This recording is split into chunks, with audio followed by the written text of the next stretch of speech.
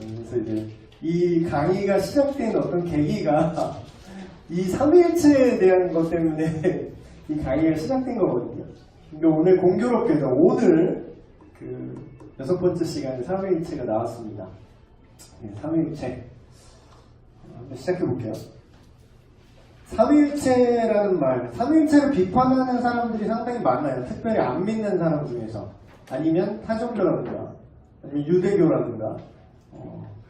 그러니까 이해가 안 되잖아요. 그러니까 사람들은 이해가 안 되는 거를 믿기가 원래 구조적으로 힘듭니다.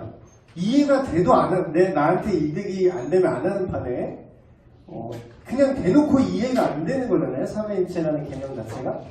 그래서 막 시비를 걸어요. 시비를 걸 때 어떤 식으로 시비를 거느냐. 야, 삼위일체란 말 성경에도 없는 얘기 아니냐. 성경에 삼위일체란 말이 어디 있냐. 뭐 이런 얘기를 하죠.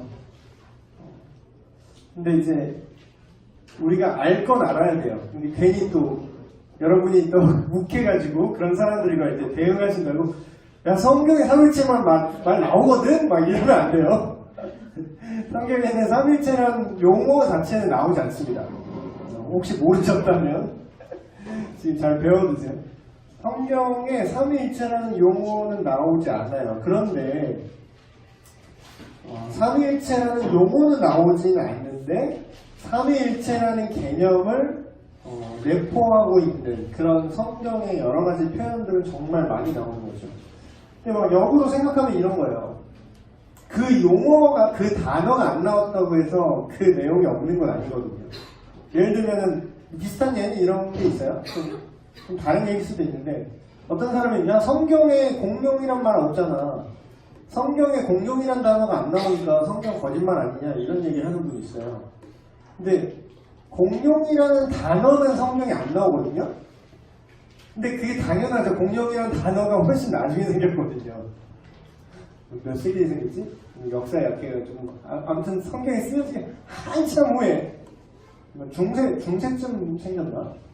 공룡이란 단어는 성경에 나오지 않는데 공룡이란 개념은 나옵니다. 그런 거랑 비슷한 거죠. 저희가 한번 들어가 볼게요. 삼위일체 교리가 삼위일체라는 말이 단어로 딱 나오면은 우리가 딱 이해가 되고 안 믿는 사람한테도 하나님은 삼위일체야! 라고 이렇게 딱 말하기가 되게 편할 텐데 그런 단어가 안 나와요. 근데 그 단어가 안 나오는 대신에 어떤 식으로 성경에 이 삼위일체 개념이 드러나냐면 점차적으로, 점진적으로 이 교리적 내용이 드러나고 있어요. 이걸 좀 유식한 말로 계시의 점진성이다 이런 얘기를 하는데 이 부분은 제가 뒷부분에 다시 설명을 할게요. 우리가 쉽게 얘기하면 계시의 점진성 또 누구는 또 이렇게 야 그거 한마디로 딱 부러지게 얘기 못하는 게 진리냐 왜 이렇게 애둘러 말하냐 괜히 말도 안 되는 거 말 되게 하려고 이렇게 막 괜히 점진성이네 뭐네 뭐 중복 계시네 어쩌고 막 이렇게 말 만드는 거 아니냐 이렇게 얘기하는 분도 계세요. 근데 이걸 쉽게 설명하면 이런 거예요. 우리 이해의 수준이 여러분 그거 아세요? 그 시대 정신 안에 머물러 있는 거 아세요? 시대 정신? 쉽게 얘기하면 그 시대의 사람들이 인식하는 한계가 있다는 거야. 근데 이거를 한 번에 하나님 수준으로 딱 설명을 하기에는 그때 사람들이 갖고 있는 인식이라든가 그 수준이 다 다르다라는 거죠. 그렇다 보니까 하나님께서 이게 오히려 진짜인 이유는 이게 영원한 말씀이면 근데 이 말씀은 영원한데 하나님의 의도는 영원한데 문제는 우리는 시간과 공간 속에서 갇혀있다고 그랬죠. 그렇기 때문에 인식도 갇혀있죠. 옛날에는 노예제도가 나쁜 줄 모르는 세대에 살았고 옛날에는 왕정시대에 살았을 때는 그게 독재인지도 모르고 살았어요. 그렇죠? 예를 들면 그런 식으로 인간이 시대 속에 있기 때문에 영원한 하나님께서 각 시대마다 사람들에게 자신을 드러내는 방법을 달리 하셨다. 그렇기 때문에 취한 방식이 계시의 점진성이다. 이렇게 얘기할 수 있겠습니다. 구약부터 얘기할게요. 구약 시대부터 천천히 하나님이 이 삼위로 존재하신다는 게 드러나는데 대표적인 거 많이 하는 거 창세기부터 나오죠? 시작부터 뭐라 그래요? 그냥 쉽게 오직 유일한 하나님이라면서 그냥 내가 창조하느라 말하면 되는데 왜 굳이 우리의 형상을 따라 우리의 모양으로 3번 나와요. 한 번만 나왔으면은 얘는 말 그냥 인칭대명사 이거 실수했구나 이렇게 생각할 텐데 지금 제가 말하는 전에 성경편에서 제가 얘기한 것처럼 이렇게 성경이 쓰여 있다는 건 수없이 많은 사본에 이렇게 쓰여 있다는 뜻이죠. 그럼 그 수없이 많은 필사본에 그냥 이런 복사본도 아니에요. 그 당시 인쇄술도 없어서 다 필사예요. 손으로 일일이 다 쓴 그 어려운 시대에 쓰기도 어려운 시대에 종이 구하기도 어려운 그 시대에 그렇게 수많은 사본이 똑같이 우리 생각으로 이해 안 되는 복수형을 3번 연속으로 썼어요. 우리의 형상을 따라 우리의 모양대로 우리가 사람을 만들고 이건 틀릴 수가 없어. 이건 분명히 의도되어서 쓰여진 구절입니다. 여기만 나오는 게 아니라 수없이 많이 나옵니다. 뒤에도 보라 이 사람이 선악을 아는 일에 우리 중 하나같이 되었으니 그 바벨탑 사건에 또 나오죠. 자 우리가 내려가서 거기서 그들의 언어를 혼잡하게 하며 훨씬 나중에 이사야 선지자 시대에 그때도 나왔죠. 내가 누구를 보내며 누가 우리를 위해 갈고 이건 무슨 뜻이죠? 적어도 하나님의 존재 안에 복수의 위격이라는 단어를 앞으로 엄청 많이 사용할 거예요. 근데 이 단어의 정의를 좀 내리려면 이게 번역이 안 돼요. 사실 이게 위격이라는 말도 영어는 personality 할 때 person 있죠. 그걸로 번역을 했는데 그것도 완벽하지 않아요. 그래서 근데 이거를 우리말로 번역을 할 때 인격이라고 하면은 그러니까 personality는 인격이잖아요. 우리말로 번역을 하면 인격이라면 그게 제대로 번역된 게 아닌 게 인격은 사람의 캐릭터잖아요. 그러니까 사람이 아니시잖아요. 그러니까 이걸 어떻게 붙일 게 없어요. 그래서 위격이라는 단어로 번역이 됐는데 이거를 좀 다른 표현으로 번역을 하면 신학교마다 좀 달라요. 네. 좀 다른 단어로는 품성이라는 단어를 써요. 품성적 존재다. 그러니까 우리 품성적인 것을 인간에게 대입하면 그게 인격이 되는 거죠. 근데 그 인격이라는 걸 인간에게 주신 그 근원적인 존재가 갖고 있는 그 캐릭터 그거를 이제 품성이라고 하고 품성이라고 번역을 했어요. 이따가 또 얘기할 건데 이게 언어가 갖는 한계예요. 뭐라고 이제 명칭을 붙여야 될 거 아니에요. 근데 그 어떤 명칭도 하나님의 이 캐릭터를 정확하게 표현할 방법이 없어요. 근데 그래서 일단은 대중적으로 많이 쓰는 거, 여기서 말하는 대중이라고 해서 다 신학자들이겠지만 좀 많이 쓰는 이제 삼위일체를 얘기할 때 위격이라는 단어를 앞으로 쓸 겁니다. 위격이라는 삼위라는 개념에서 그래서 적어도 하나님의 존재 안에 복수의 둘 이상의 우리라고 하니까 계속 우리라고 하잖아요. 그렇죠? 그러니까 이게 성경을 읽어보시면 이게 되게 특이하게 느껴져야 돼요. 그러니까 그냥 우리는 아무 생각 없이 지나가는데 성경에 분명히 대놓고 오직 나 여호와는 오직 한 하나님이 오직 한 하나님을 섬겨라 한 하나님을 되게 강조하거든요. 근데 얘기하는 자기 자신에 대해서 얘기하는 그런 서술은 우리라는 복수형을 너무 많이 써요. 이게 뭔 얘기야?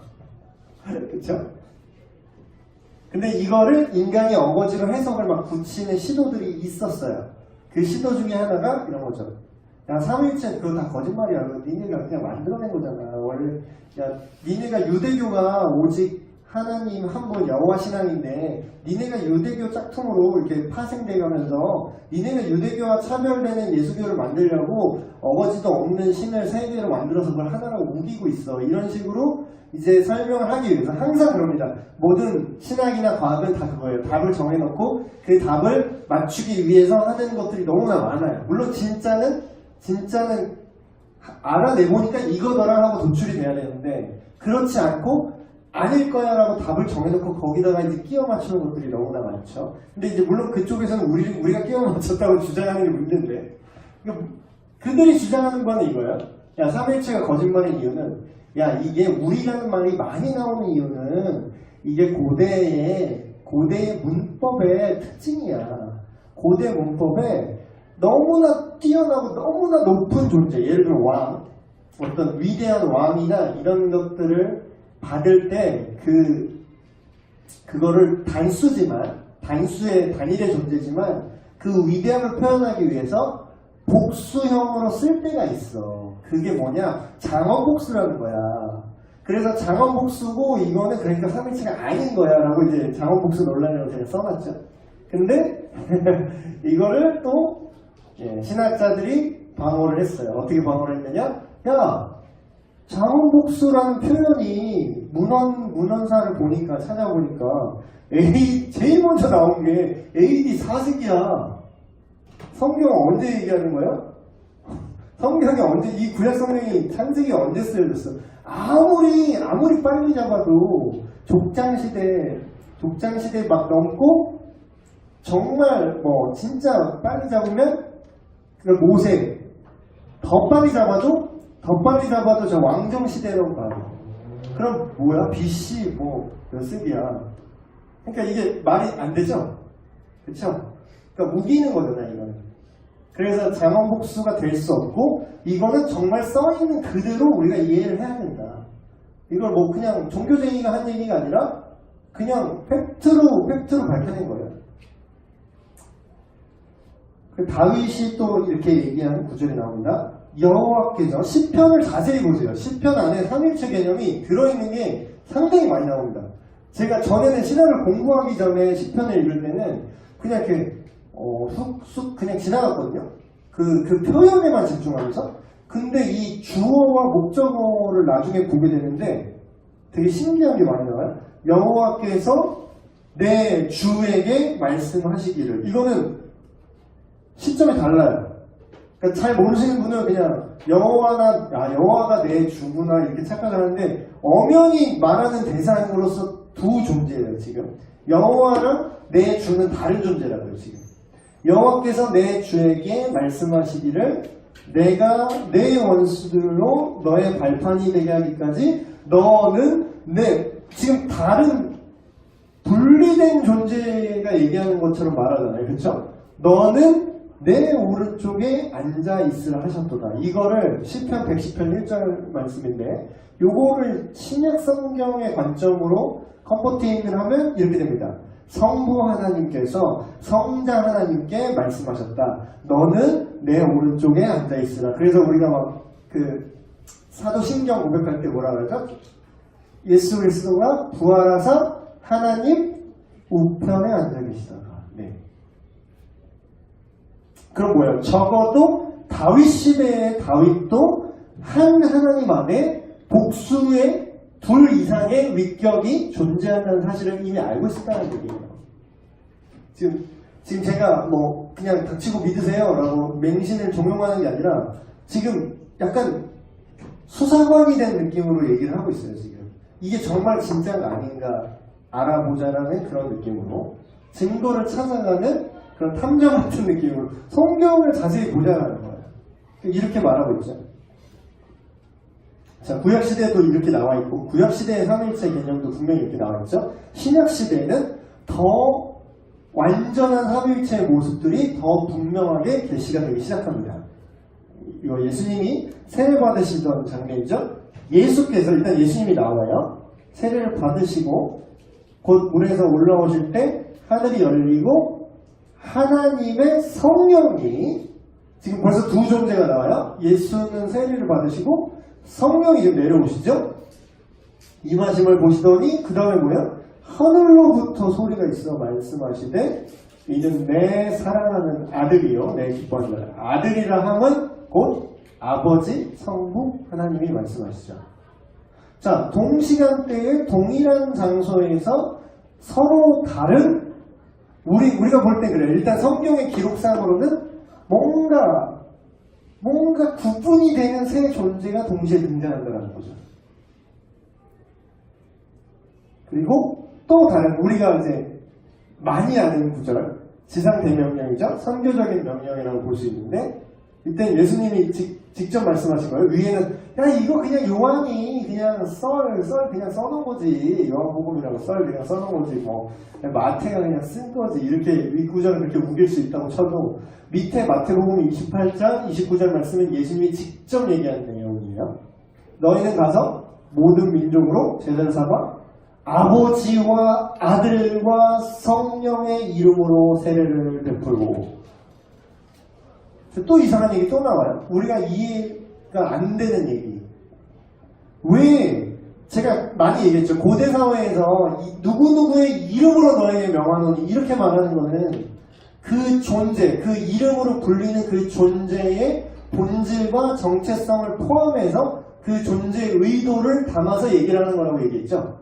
근데 그 존재가 단수가 아니에요. 아버지와 아들과 뭐 아버지의 이름으로 할 수도 있고 뭐 내가 말한 나의 이름으로 말할 수 있는데 아버지와 아들과 성령의 이름이라고 이 세 개를 동등하게 받았다라는 거죠. 동등하게 이 문장에서 받아서 그 이름으로 이 행동을 하라라고 지금 명령을 하고 있어요. 또 그 후에 후기 서신들을 보면 뭐 바울 서신이나 바울도 이렇게 얘기했죠. 은사는 여러 가지나 성령은 같고 직분은 여러 가지나 주는 같으며. 여기서 말하는 신약시대에 보통 주라고 표현되는 그 주체는 예수 그리스도를 말합니다. 주 예수 그리스도. 그럼 뭐예요? 성령은 같대요. 근데 주도 같대요. 사역은 여러 가지나 모든 것을 모든 사람에게 이루시는 하나님은 같으니. 이 세 존재의 그러니까 똑같은 얘기를 하는데 주어를 계속 바꿔. 성령, 주 예수 그리스도, 하나님. 그럼 뭐예요? 우리가 여기서 알 수 있는 건 뭐예요? 삼위일체라는 단어는 없어요. 근데 여기서 알 수 있는 건 뭐예요? 우리가 성경이 말하는 데까지는 이해를 해야 된다고 그랬죠. 근데 성경이 지금 뭘 계속 말하고 있지? 아버지와 아들과 성령을 하나님이라는 동등한 어떤 그 주어로 받아서 계속 얘기를 하고 있어요. 그러니까 모르긴 몰라도 이 세 위격, 아까 제가 위격이라는 단어를 쓰겠다고 했어요. 그 세 위격의 존재를 성경은 대놓고 계속 얘기를 하고 있어요. 그러니까 내가 모르겠다고 없는 게 아니야. 내가 잘 이해가 안 된다고 없는 게 아니라 제가 뭐라 그랬어요? 우리의 믿음의 근거와 기준이 어디 있어야 된다고요? 우리가 천주교가 가장 큰 차이점? 성경의 근거를 얼만큼 두느냐. 성경이 변하지 않는. 그러니까 믿음의 근거가 성경일 때 성경이 계속 성부와 성자와 성령을 얘기하고 있잖아요. 물론 뭐 천주교도 성부와 성부와 성자와 성령을 믿습니다. 거기까지는 뭐 똑같아요. 근데 이제 그 다른 걸 자꾸 더하고 여러 옵션을 추가해서 그렇지. 그래서 그냥 한번 쭉 한번 읽어보세요. 그러면 뭐냐? 아, 성경이 도대체 삼위일체에서 말하는 게 한마디로 요약하면 뭡니까? 하면은 세 가지 딱 진술이 나와요. 깔끔하게. 첫 번째, 하나님은 세 위격이시다. 두 번째, 각각의 위격은 완전한 하나님이다. 세 번째, 하나님은 한 분이시다. 이렇게 얘기해요. 헷갈리죠? 이게 모순되는 것 같죠? 하나님이 세 위격이래요. 뭔가 뭔지 모르겠어. 그런데 세 가지 형태의 존재가 있으신 건 맞는 것 같아. 아까 우리가 읽었던 성경에 보면 뭔가 셋이야. 그러니까 뭔지 모르지만 뭔가 셋이야. 근데 각각이 다 완전한 하나님이래. 근데 그 셋이 또 한 분이래. 하나님은 한 분이래. 그러니까 여기서부터 이제 우리가 머리가 깨지는 거죠. 자, 근데 성경에, 그러니까 우리 생각으로 이해하려고 하면 안 돼요. 성경이 뭐라고 말하는가를 계속 추적해보자는 거죠. 어차피 처음부터 우리가 이해돼서 믿는 건 아니었고 그런 거니까. 자, 1번 하나님은 세 위격이시다. 자, 이게 무슨 뜻이냐면 성부 하나님이랑 성자 하나님이랑 똑같지 않다라는 거예요. 그러니까 뒤에 다시 얘기하겠지만 성부가 성자고 성자가 성령이고 뭐 다 그게 이거지 또 이렇게 생각하면 안 된다는 거예요. 분명히 성경 안에서 이 각각이 구분되게 나오는 본문들이 너무나 많이 있습니다. 일단 성부 하나님과 성자 하나님 같지 않다라는 걸 알 수 있는 본문들 1페이지 밑에부터 볼게요. 아버지여, 이게 예수님이 하는 기도죠. 아버지여, 내게 주신 자도 나 있는 곳에 나와 함께 있어요. 여기서 나와 아버지가 계속 분리되어서 얘기를 합니다. 나와 함께 있어? 아버지께서 창세 전부터 나를 사랑하심으로 내게 주신 나의 영광을 그들로 보게 하시려 원합니다. 지금 누가 누구한테 기도하는 거야? 예수 그리스도가 하나님 아버지께 기도하는 장면이죠. 그걸 보면은 하나님이 예수님이고 예수님이 하나님이야, 이건 말이 안 된다는 걸 우리 알 수 있죠. 다시 정확하게 말할게요. 성부 하나님과 성자 예수님이 동일하지 않다는 거야. 말 조심해야 돼. 그러니까 사람을 엮을 때는요, 삼위일체 갖다 엮는 게 제일 좋아. 그러니까 약간 목사님들이나 신학자들이 삼위일체에 대해서 분명하게 얘기하는 거를 꺼려요. 왜 꺼리냐면 엮기 좋거든. 근데 제가 오늘 이렇게 또 오늘 강의 촬영을 할 거잖아요. 근데 누가 나를 악의적으로 이제 이단으로 몰려면 요거를 쫙 잘라서 뭐야, 나는 지금 이 맥락 안에서 성부와 성자가 같은 위격으로서 분리되어 있다는 걸 얘기하는 맥락에서 같지 않다라고 얘기했는데 누가 딱 요것만 잘라서 뭐야, 그럼 예수님이 하나님이 아니라고 믿네 신목사는, 이러면서 엮을 수 있다고. 그러니까 이제 삼위일체를 얘기하는 거를 구체적으로 막 얘기하는 거를 꺼려요, 사역자들도. 근데 그러니까 여러분들이 모르잖아요. 그러면 이제 정통교회나 성경 안에 있는 삼위일체를 누군가가 이렇게 막 몸살면서 얘기를 안 하잖아요. 그러면 이단들이 얘기를 하기 시작합니다. 네. 그러니까 오해가 있더라도 이게 어려워. 그리고 또 이게 어려워요. 그러니까 이해가 안 되는 걸 말하는 게 얼마나 어려워요. 제가 그런 맥락을 뒤에 다 결론에 얘기할 건데, 그러니까 잘 들으세요. 맥락을 잘 들으셔야 돼요. 두 번째, 성부 하나님, 2페이지 맨 윗부분에 성부 하나님이랑 성령 하나님은 그게 그거가 아니라는 거예요. 자, 역시 요한복음입니다. 예수님의 이런 말을 하세요. 보혜사, 여기서 말하는 보혜사, 우리나라 말로 참 번역이 요즘 시대에는 안 맞는 번역인데, 뭐 도움을 주는 사람, 카운셀러, 상담가, 뭐 위로자, 뭐 이렇게 너무 다양한 의미를 갖고 있어서 번역이 잘 안 돼요. 어쨌든 이 존재, 보혜사라고 말하는 건 성령님을 말합니다. 곧 아버지께서, 벌써 하나님 나오죠. 성부 하나님, 성부께서 내 이름으로 보내실 성령. 그러면 성부랑 지금 성령이 별도의 존재처럼 따로 얘기가 되고 있죠. 그쵸? 내가 너에게 모든 걸 가르치고 내가 너에게 많은 것을 생각하리라. 그리고 성자 하나님이랑 성령 하나님이 또 별도의 존재상, 그게 그거가 아니라는 본문이 또 나오죠. 내가, 여기서 나는 예수님이에요. 내가 떠나가는 것이 너희에게 유익이라. 내가 떠나가지 아니하면 보혜사가 너희에게로 오시지 아니할 것이요. 내가 가면 내가 그를 너희에게로 보내리니. 그럼 예수님은 가신다는데 다시 보내는 존재가 성령님이라는 거야?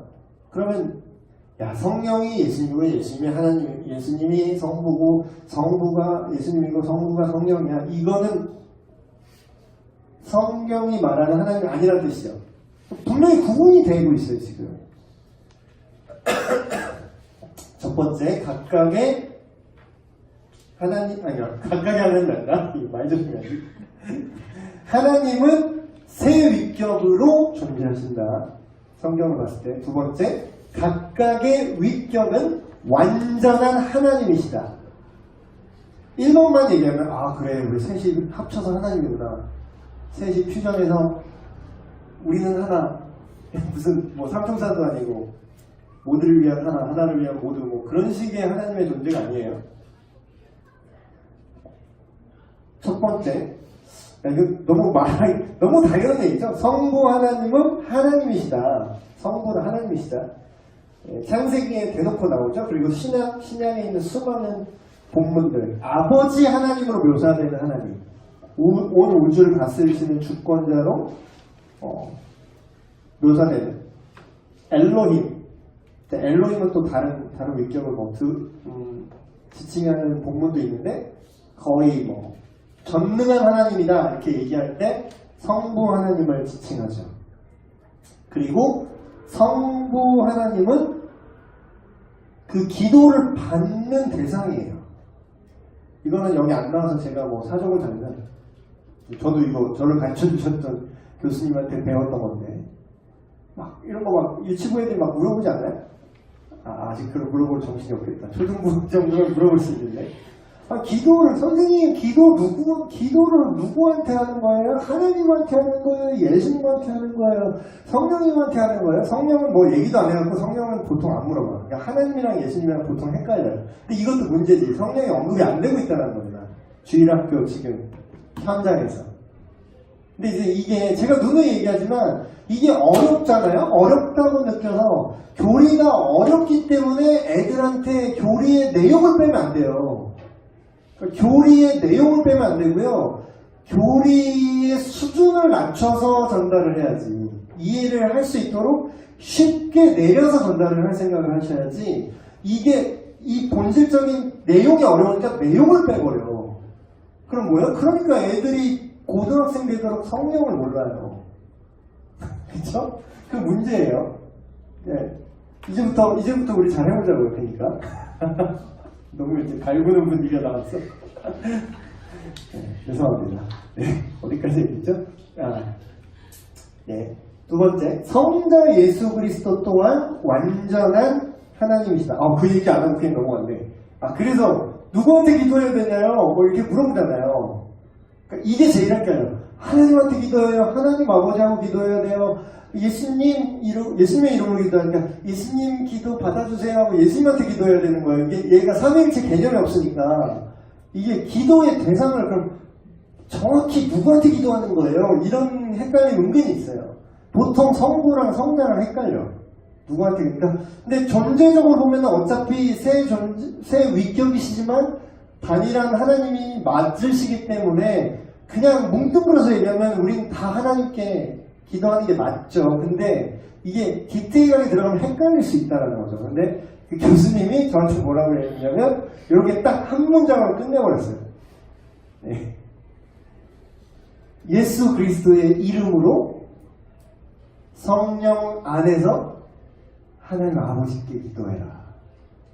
그러니까 굳이 정확하게 위격 중에 하나를 꼭 꼽으라면 성경의 표현대로라면 기도를 받으시는 대상은 보통은 성부 하나님이에요.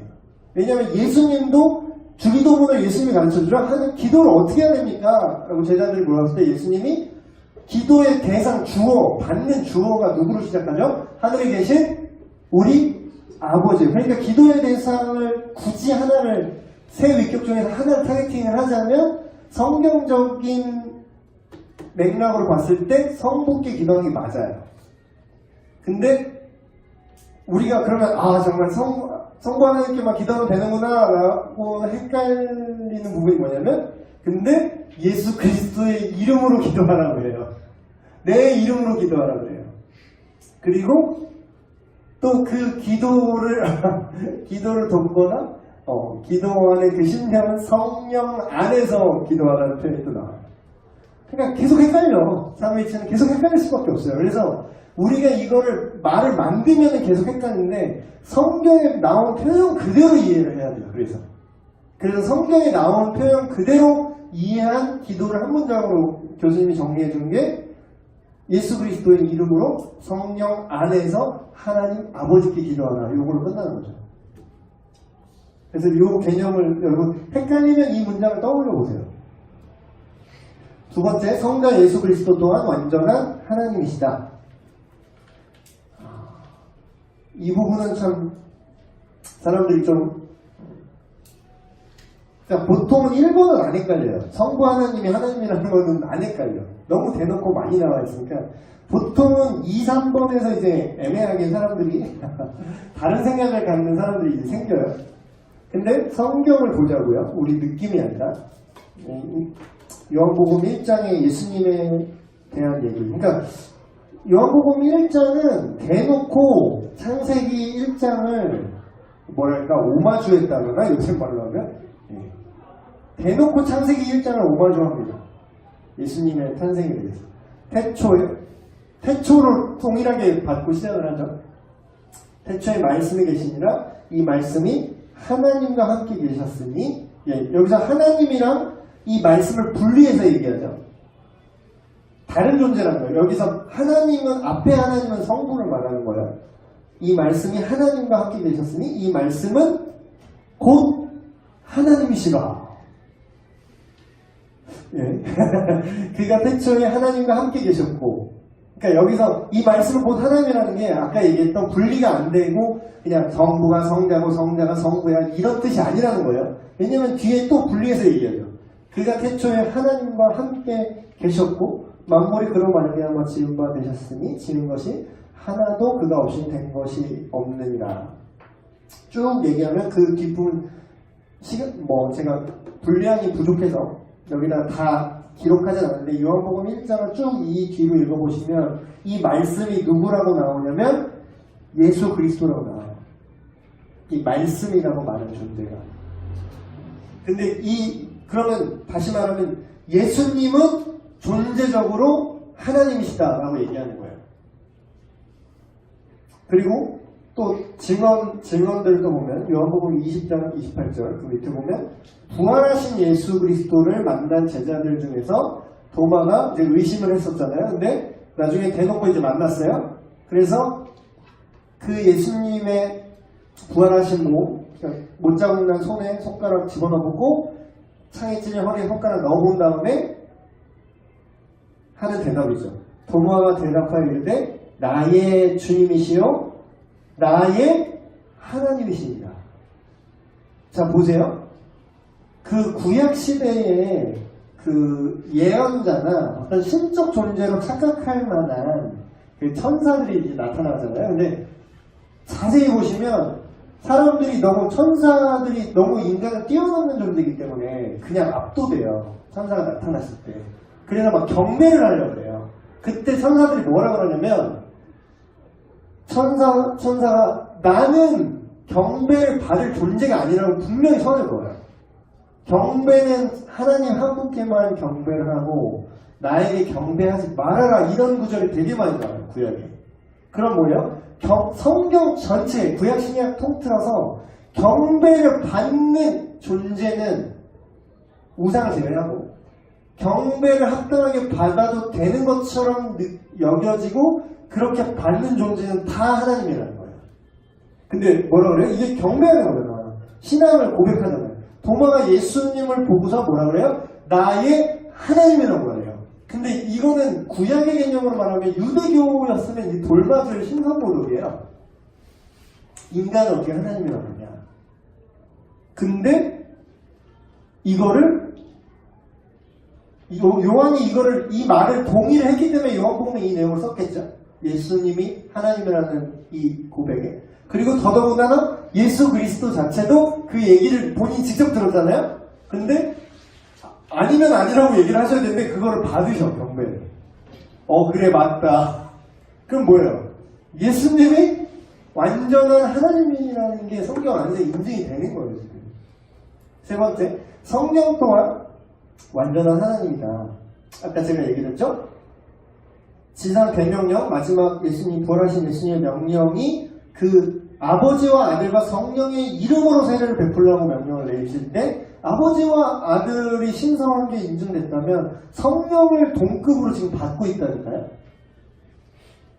그리고 결정적인 거 베드로 서신에 너희는 너희가 하나님의 성전인 것과 이 개념을 제가 설명해 드릴게요. 너희 몸뚱이가 너의 삶이 너의 생각이 너의 가치관이 하나님이 머무는 공간이라는 거예요. 성전이란. 너희가 하나님의 성전인 것과 하나님의 성령이 너희 안에 계시는 것을 알지 못하느냐 이렇게 얘기해요. 하나님의 성전이라는 것은 하나님이 거하시는 공간과 영역의 개념이라고 제가 얘기했죠. 그렇게 얘기를 해놓고 바로 성령이 너희 안에 거하시는지 알지 못하냐 이렇게 얘기한다는 건 뭐예요? 그 하나님이 너희 안에 계시는 하나님이 성령이라고 대놓고 얘기를 하는 거예요, 지금. 그럼 뭐야? 성령 또한, 성위격으로 봤을 때 성령 또한 완전한 하나님이다라고 성경은 얘기를 하고 있다는 거죠. 지어낸 얘기 아니에요. 삼위일체는 어거지로 지어낸 말이 아니라 성경이 말하고 있는 거예요. 그렇죠? 세 번째, 하나님은 한 분이시다. 되게 헷갈려요. 처음에는 세 위격이시다. 그리고 각각이 완전한 하나님이다. 지금 세 번째 얘기할 거는 근데 한 분이시래. 자, 이게 무슨 얘기냐면 이렇게 2번까지 얘기하면 여러분이 또 헷갈려서 착각하는 게 있어요. 그러면은 하나님이 세 분이신가? 그럼 우리 세 신을 믿는 건가? 세 개의 신을 세 존재의 신을 우리가 믿는 건가? 근데 그렇게 되면 삼신론이라고 해요. 그 삼신론. 독립된 세 개의 신을 따로따로 믿는 거죠. 근데 그러니까 그거는 그런 착각이에요. 예를 들면 이런 거죠.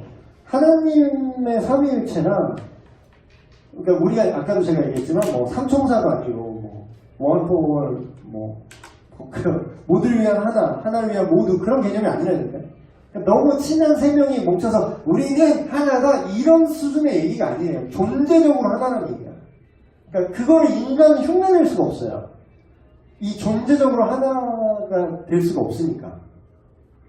근데 이거는 한 분이라는 거는 성경에서 또 너무 많이 얘기를 하고 있습니다. 구약 너무 많은데 그냥 구약 본문 하나, 신약 본문 하나 뽑았어요. 이 얘기가 한 분이라는 뜻이 무슨 뜻이냐? 본질적으로 필수적인 본성에 의해서 하나다. 대놓고 신명기에서 얘기했죠. 이스라엘아 들으라 쉐마 이스라엘. 우리 하나님 여호와는 오직 유일한 여호와시니 너는 마음을 다하고 뜻을 다하고 힘을 다하여 내 하나님 여호와를 사랑하라. 유일하대요. 유일.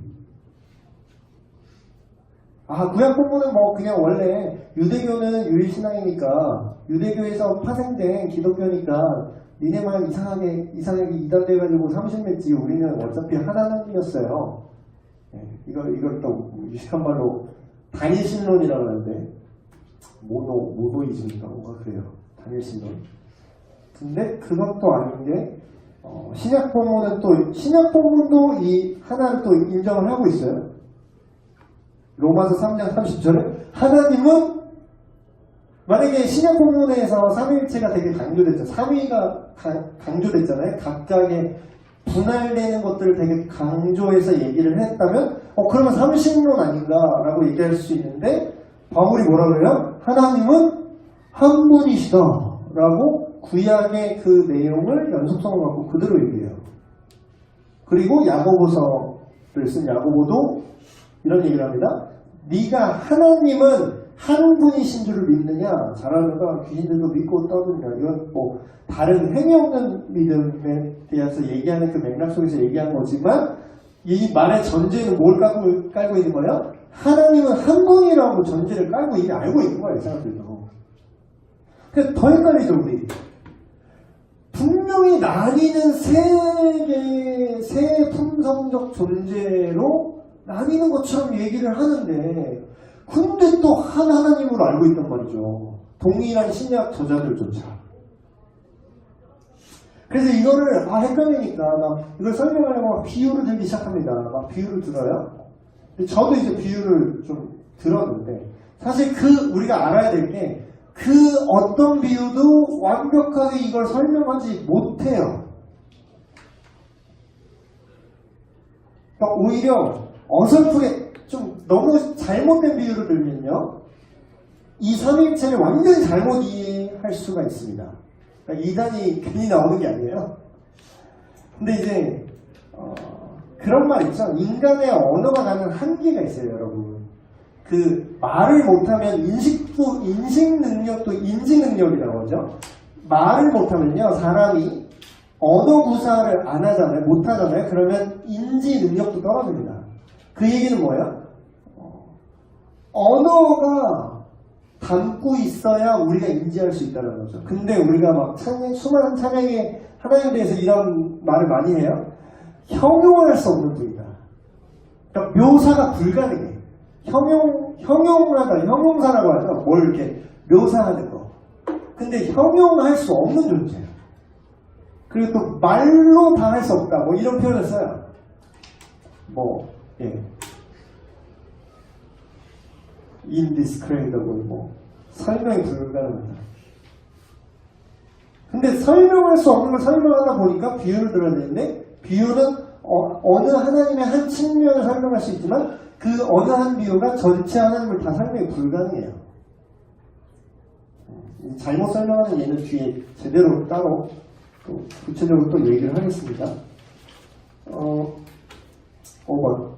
그러면 이거를 어떻게 우리가 이렇게 하나님에 대해서, 삼위에 대해서 오해를 하기가 쉬운데 어떻게 우리가 오해를 안 할 수 있을까? 이 해결책이 뭔가요? 했더니 그 해결책은 뭐냐면 성경에서 말하는 아까 세 개에 말했던 그 축 있죠? 그 세 개의 축을 어느 한쪽 면에서만 보는 걸 거부하는 거예요. 제가 얘기했죠. 성경 해석하기에서 제일 중요한 거. 부분으로 전체를 해석하면 안 된다고 얘기했죠. 이것도 마찬가지예요. 지금 이 세 개의 축이 있죠. 하나님은 세 위격이시다. 각 위격들이 곧 완전한 하나님이시다. 하나님은 한 분이시다. 이 세 개의 축이 있는데 이 세 개의 축은 성경이 말하는 서술에서 뽑아낸 거예요. 이게 이제 조직 신학을 한다는 거죠. 뽑아내는 거. 교리화 한다는 거예요. 이 세 개를 뽑아내 보니까 세 개가 나오는데 이 하나로 전체를 보면은 틀린다는 거예요. 그럼 뭐야? 부분으로 전체를 해석하면 안 되죠? 그럼 거꾸로 하는 거죠. 전체 안에서 부분을 보면은 우리가 잘못된 삼위일체에 대한 이해를 피할 수가 있어요. 근데 이제 교회의 역사를 보면은 이 세 가지의 진술 중에 어느 하나를 부정하거나 부정은 안 하는데 약간 이제 물을 타지 약화시키는 시도들이 너무나 많았다는 거예요. 그렇죠? 근데 이제 문제점은 만약에 1번을 거부하잖아요. 하나님이 세 위격을 거부하면 뭐가 문제냐면 삼위의 각 위격 간의 개별적인 하시는 일들, 예를 들면 아버지는 창조하시고 아들은 그 창조하신 인간이 타락한 걸 회복하기 위해서 자기를 들이시고 성령님은 그걸 믿게 하시고 그 길로 인도하시는 이런 분명하게 구분되는 하나님의 일들을 설명이 불가능해요. 만약에 2번을 거부하잖아요? 그러면 아까 제가 얘기했죠. 각각의 하나님을 하나님 자리에 대치해서 동일하게 불렀다는 거예요. 성경의 기록이. 근데 2번을 거부하면 각 위격이 완전한 하나님이라고 분명히 말하고 있는 성경 전체에 기록되어 있는 가르침을 지금 부정하는 거예요. 3번을 거부하면 아주 속편하죠. 인간이 이해하기 속편해. 아 그냥 신이 셋인가 보다. 근데 그렇게 얘기를 안 하고 있죠. 근데 사실 3번을 거부하는 사람은 그렇게 흔치 않아요. 삼신론은 거의 보기가 힘들고요. 대부분이 이제 1번 아니면 2번을 거부하는 게 많죠. 삼위일체, 그러면 이제 이 양상들을 제가 설명을 해드릴게요. 이 삼위일체를 거부하는, 이 각각의 이런 것들을 어떻게 거부하는가. 그래서 첫 번째 진술, 하나님은 세 위격이시다라는 이 진술을 거부하는 게 뭐냐면 양태론이라는 거예요. 이게 모드, 여기 모드라고 썼는데 유형들, 하나님은 한 분 하나님인데 한 분 하나님이라는 걸 강조하려다 보니까 이런 생각이 나온 거죠. 그러니까 예를 들면 이런 거예요. 저는 지금 여기서 강의하고 있는 신도안이잖아요. 저는 여기서 앞에 강의하고 있는 신도안이 여기서는 지금 뭐로 존재하죠? 목사 신도안이 여기서 강의를 하고 있어요. 근데 집을 가면은 제가 아들, 딸한테는 누가 돼요? 아빠 신도안이 되고 제 아내한테는 뭐가 되죠? 남편 신도안이 되는 거예요. 그러니까 이게 동일한 존재인데 모드가 바뀐다는 거야. 자, 목사 모드, 자, 아빠 모드.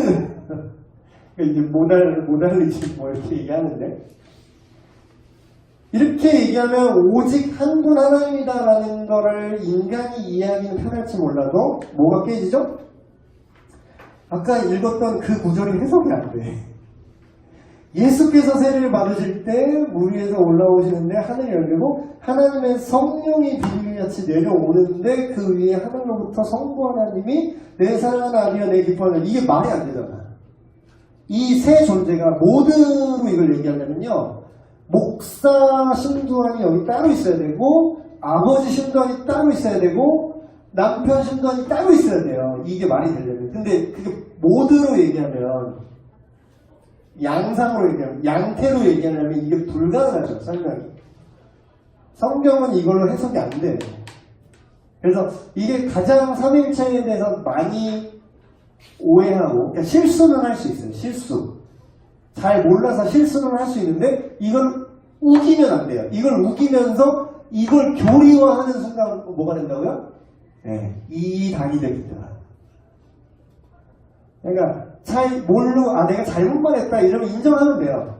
그러면 뭐 그러니까 이단을 만들어서 엮어서 죽이려고 다른 정치적 의도가 있지는 않는 한 내가 아까 말 실수해서 내가 잘못 말해서 양태적으로 이렇게 오해할 수 있었다고 제가 생각할게요. 근데 그건 아닙니다. 이렇게 인정만 하면 그 사람을 막 굳이 이단으로 몰아서 막 잡아 죽이고 이러진 않아요. 특별히 뭐 다른 정치적인 의도가 있지 않는다면. 그런 게 있어서 또 문제라는 것도 있죠. 참 답답합니다. 그래서 결국은 이제 이 양태론이 말이 안 되는 이유는 이런 상호적인 관계를 설명이 불가능하고, 그리고 제일 중요한 복음이 뭐죠? 하나님께 인간이 죄를 지어서 그 죄를 누군가가 대속하고 대신 속죄를 해서 그거를 믿는 자마다 구원을 얻게 된다라는 인간과 하나님의 화해를 설명하는 게 복음이잖아요. 근데 그 복음이 죄를 누구한테 진 거죠? 성부께 죄를 진 건데, 이것도 딱 성부라고 말하는 게 지금 저는 사역상으로 얘기하는 거예요. 이 뒷부분에 얘기할 이 말이 이해가 될 텐데, 어쨌든 성부가 창조를 하셨는데 물론 성부만 창조한 건 아니에요. 또 이걸 계속 또 오해할까봐 나 사족을 계속 붙여야 되는데 나 이단식이 안 걸리냐고. 어쨌든 사역상으로는, 지금 제가 사역상이라고 말했어요. 존재상으로는 창조도 성부, 성자, 성령께서 함께 창조하신 게 맞는데, 사역상으로 성부께서 창조를 하시고, 근데 그 안에서 인간이 범죄를 했는데, 그러면 대신 죄를 속할 그 제물로서 보내시는 존재가 예수 그리스도잖아요. 그 성부 하나님을 보내는 거잖아요. 그러면 성자 하나님 보내는 거죠. 그러니까 성부께서 성자를 인류의 구원을 위해서 대속 제물로 보내셔서 그 성령께서 그 사역을 도우시고 그 사역을 예수님께서 다 이루시고 그거를 믿을 수 있게 내 증인이 되리라 하신 그 증인이 되게 하시도록 사역하시는 존재가 성령 하나님이죠. 근데 이게 설명이 안 되잖아요. 양태면. 성부가 성자고 성자가 성령이고 성령이 성부면 대신 그러면 십자가에서 예수님이 죽으셨을 때 하나님이 순간적으로 잠깐 돌아가셔서 없으셨던 시간이 있었던 거잖아요. 근데 그건 말이 안 되죠. 전에 하나님의 속성에서 배웠을 때 영원성 있잖아요. 영원이라는 건 끊어지는 지점이 있으면 안 돼요. 근데 그게 설명이 안 되잖아. 그렇죠? 그리고 그렇기 때문에 양태로는 잘못된 삼위일체에 대한 생각이다. 두 번째, 이것도 되게 많아요. 아리우스주의가 뭐냐면 성자와 성령이 삼위일체를 인정을 해. 근데 성자와 성령이 성부보다 조금 못한 존재라는 거야. 근데 조금 못한 존재라는 정도가 아니라 피조물이라는 거예요. 그러니까 성부만이 유일한 여호와 하나님이었는데 창세기 1장 1절 천지를 창조하기 전에 성자를 낳으셨고, 그러니까 성자 예수님이 태어난 거야. 피조된 존재인 거야. 파생된 존재죠. 그럼 뭐야? 예수는 영원한 존재가 아니란 말이 돼요.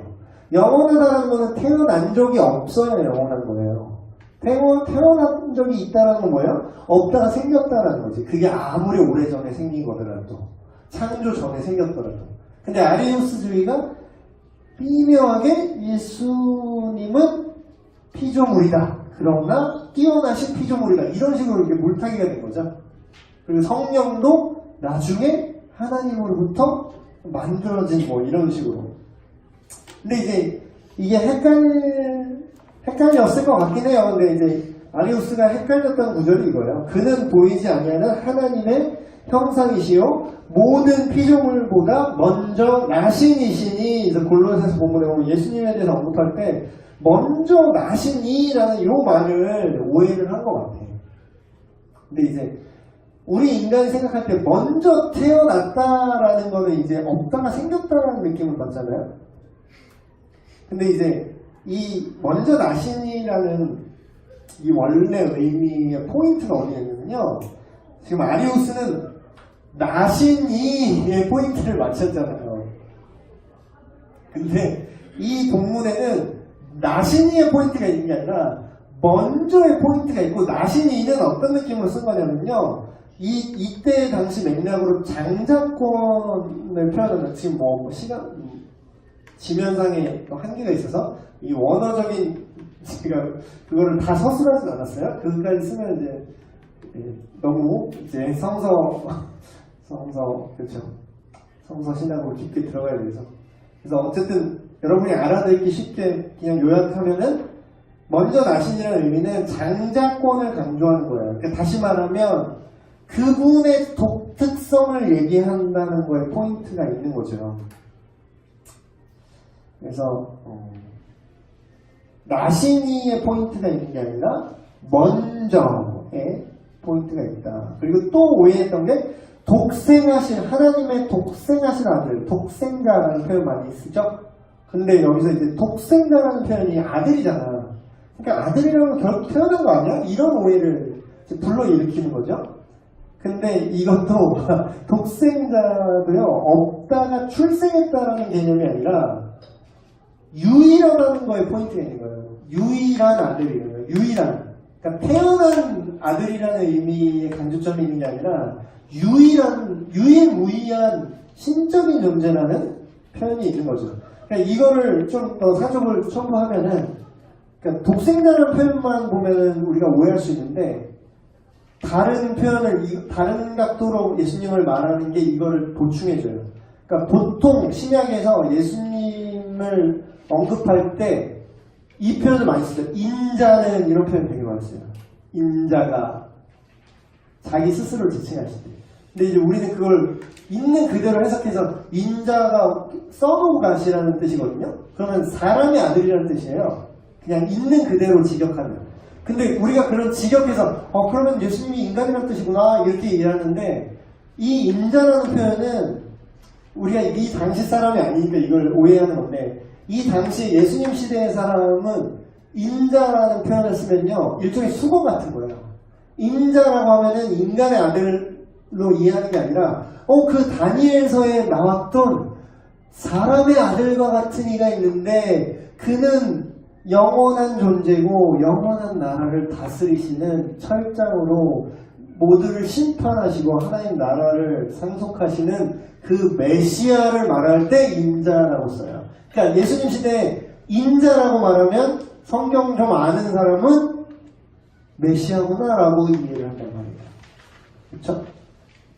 그러니까 독생자라고 표현해서 인간이라고 자꾸 우리가 태어난 존재라고 오해하면 안 된다는 거죠. 네, 잠깐 쉬고 쉬는 시간 하고 다시 시작하겠습니다.